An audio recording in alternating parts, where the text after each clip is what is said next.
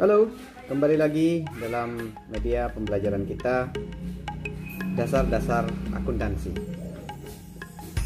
Sebelum kita mulai, izinkan Pak Guru memberikan sapa salam buat kita semua. Assalamualaikum warahmatullahi wabarakatuh, dan selamat pagi, selamat siang, dan selamat malam.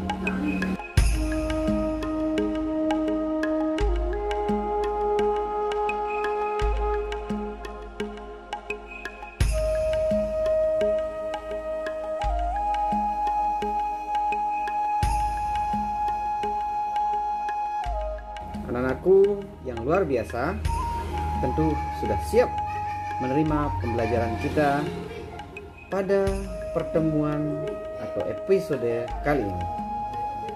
Para akuntan dan auditor seringkali menghadapi masalah dilema tentang etika.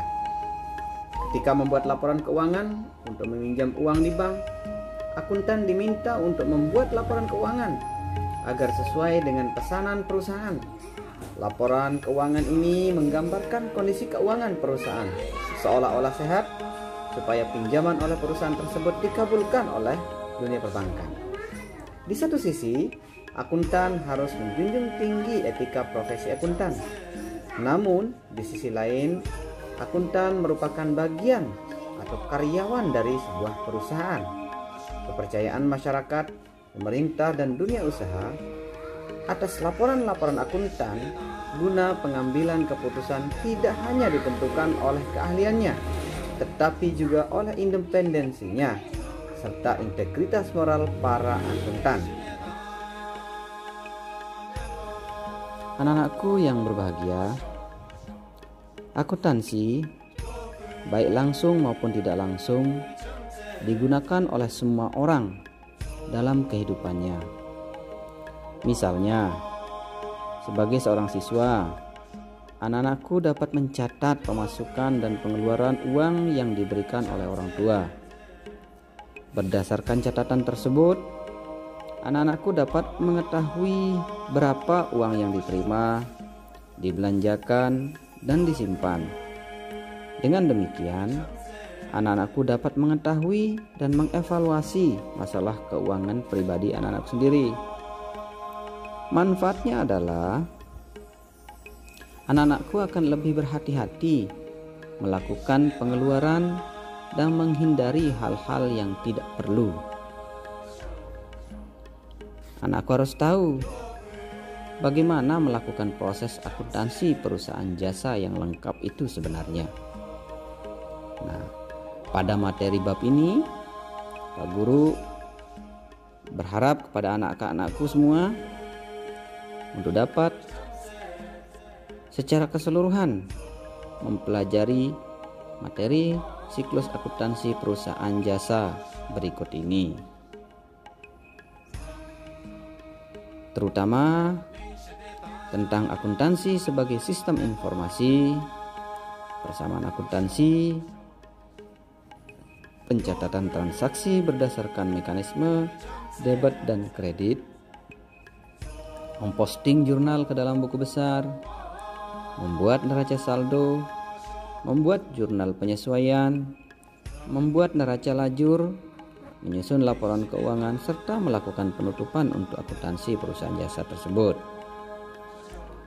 Anak-anakku yang luar biasa, sejarah munculnya akuntansi, anak-anakku harus tahu bahwa akuntansi itu merupakan hasil dari masa Renaissance Italia yang dikemukakan oleh Luca Pacioli. Namun sejak 4000 tahun yang lalu kurang lebih, catatan-catatan atas transaksi keuangan telah ada di beberapa negara seperti di Mesopotamia, Mesir, India, dan bahkan di Timur Tengah. Italia merupakan penerima akumulasi kebijakan-kebijakan akuntansi dari negara-negara tersebut. Selanjutnya pada abad ke-13 hingga ke-14, beberapa pusat perniagaan Italia itu, terutama di bagian utara, muncul sistem tata buku berpasangan atau yang biasa kita kenal dengan istilah double entry bookkeeping. Sejak itulah muncul istilah akuntansi seperti debit, kredit, ayat jurnal, buku besar, neraca saldo, neraca, akun, dan laporan keuangan laba rugi. Hingga pada akhir abad ke-19, perubahan telah membentuk sistem akuntansi menjadi suatu bentuk yang lebih sesuai dengan kebutuhan perusahaan. Di antaranya ditandai dengan beberapa hal.